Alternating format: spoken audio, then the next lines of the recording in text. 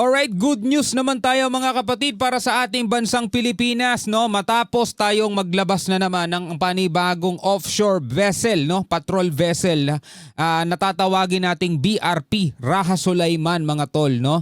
Ito'y galing sa South Korea. Ngayon, bibili naman ang Pilipinas o bumili na ang Pilipinas ng 12 fighter jets mula pa rin sa South Korea, no? Panoorin muna natin itong bagong offshore patrol vessel ng bansa na tatawagin nga nating BRP Raha Sulaiman, no? Pinasinayaan na yan at nakatakdang i-deliver sa bansa sa susunod na taon mga tol. Ito'y inulunsad na, no, sa South Korea mga tol. Panoorin natin. Inaasahang mas lalakas pa ang kapabilidad ng bansa sa pagbabantay at pagpapatupad ng seguridad sa ating maritime territories. Ito yung sinasabi ng PCG na dapat ipagpatuloy ng susunod na presidente. Yung pagpapalakas ng ating sandatahan. Dahil opisyal ng pinasinayaan ang bagong nitong offshore patrol vessel. Kung ano yan at kung kailan ito darating ng bansa, alamin sa sentro ng balita ni Patrick De Jesus.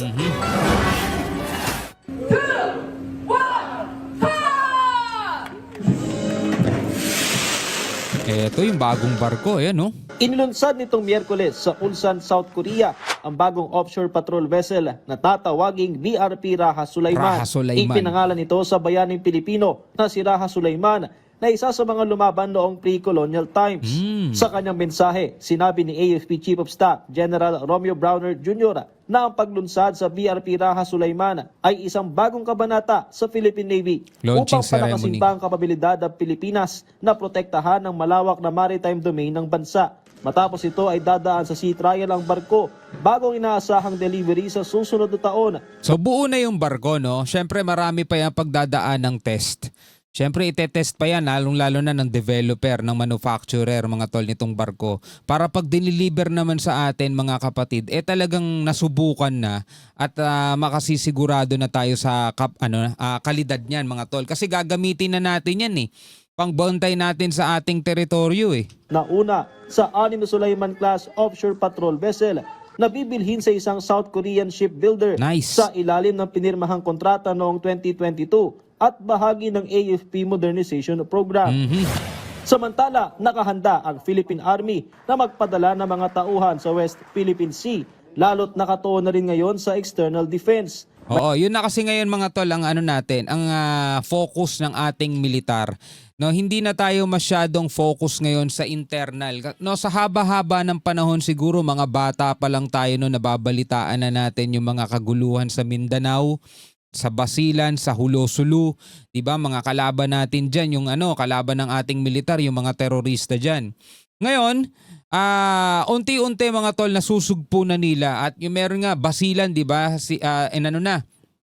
Dineklara na siya na ASG free. Ibig sabihin Abu Sayyaf Group free. Wala na doon. Kaya ngayon yung mga military natin, mga Philippine military natin, nakahanda na sila. Nag-iintay na nga lang daw silang ipatawag.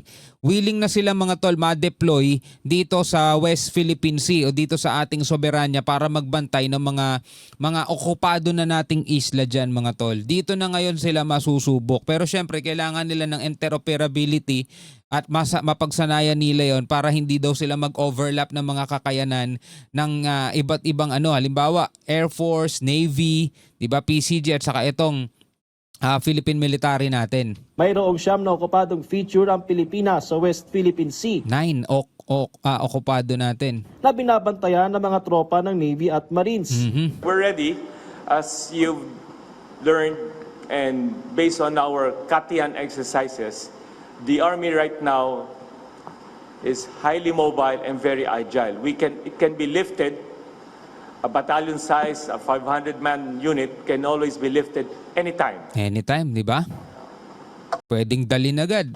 And it can be brought to any place in our country. Grabe, ganun sila kahanda. Kamakailan ay ginawat kay Army Chief Lieutenant General Roy Galido ang Naval Special Operations Command Honorary Badge. Matapos siyang dumaan sa isang matinding pagsasanay kasama ang Elite Naval Special Operations Unit sa kanyang pagbisita sa NAVSOCOM headquarters sa Sangley Point, Cavite. Grabe talaga mga sundalo natin, no? Ayon kay Galido, bahagi ito ng regular na cross-training sa mga major services ng AFP.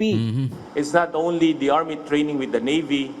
Navy has a special skill set that the Army needs to acquire. The Navy also trains with the Army.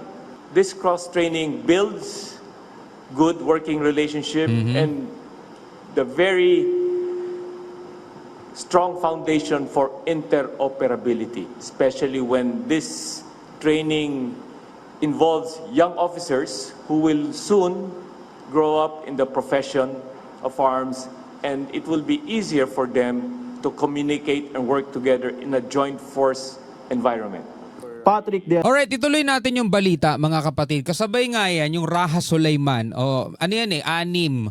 Raha Sulaiman class, 6 yan at ito yung unang-unang i-deliver sa next year.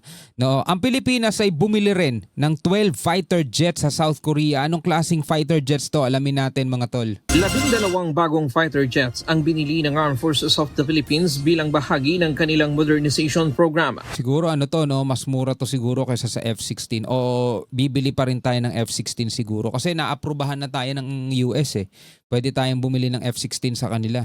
Ang FA-50 Block 70 Light Combat Aircraft ay binili ng AFP sa South Korea. Mahigit $700 million ang halaga ng kontrata na pinagtibay ngayong buwan. Wow! Kasama na rito ang mission equipment, integrated logistics support at training system para sa mga piloto at mga tauhan ng Philippine Air Force. Yan, sige, palakasin lang natin ang palakasin ng ating sandatahan, di ba? Para hindi tayo nabubulas. Masyado tayong minamaliit eh. FA-50 Block 70 ang pinakabagong bersyon ng FA-50 na kilala sa modernong avionics, advanced radar systems at mas malawak na operational range. Nice. Malaking tulong ito para sa pagpapalakas ng kakayahan ng Philippine Air Force sa pagbabantay sa himpapawid ng bansa. Ayon sa Department of National Defense, inaasahan ang phased delivery ng mga eroplano sa loob ng susunod na 5 taon. Tagal pa. Hindi na aabutin na, hindi. Sa susunod na 5 taon, di naman after 5 years.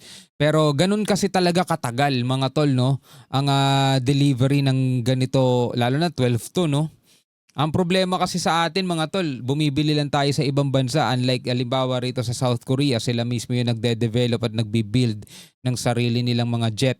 Tayo bumibili lang. So ganun katagal, no? 5 taon, no? Sa loob ng 5 taon, mapupuno itong 12 fighter jets na to.